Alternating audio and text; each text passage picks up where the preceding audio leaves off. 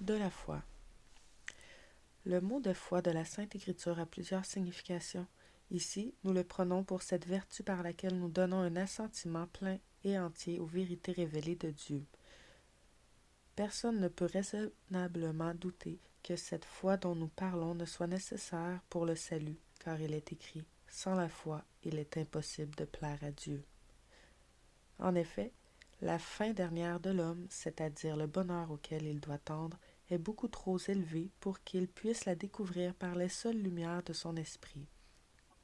Il est donc nécessaire que Dieu lui-même lui en donnât la connaissance. Or, cette connaissance n'est autre chose que la foi, par laquelle, et sans hésitation aucune, nous tenons pour certain tout ce que l'autorité de la Sainte Église, notre Mère, nous propose comme révélé de Dieu. Car il est impossible de concevoir le moindre doute sur les choses qui viennent de Dieu, puisqu'il est la vérité même.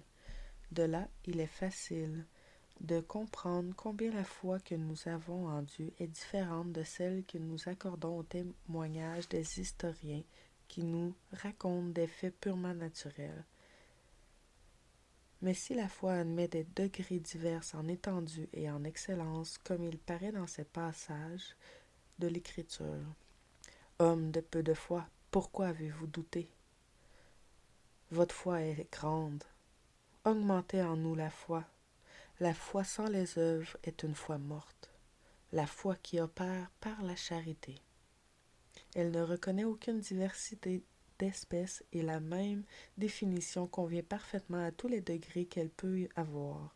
Quant aux fruits qu'elle produit et aux avantages qu'elle nous procure, nous le dirons dans l'explication de chacun des articles.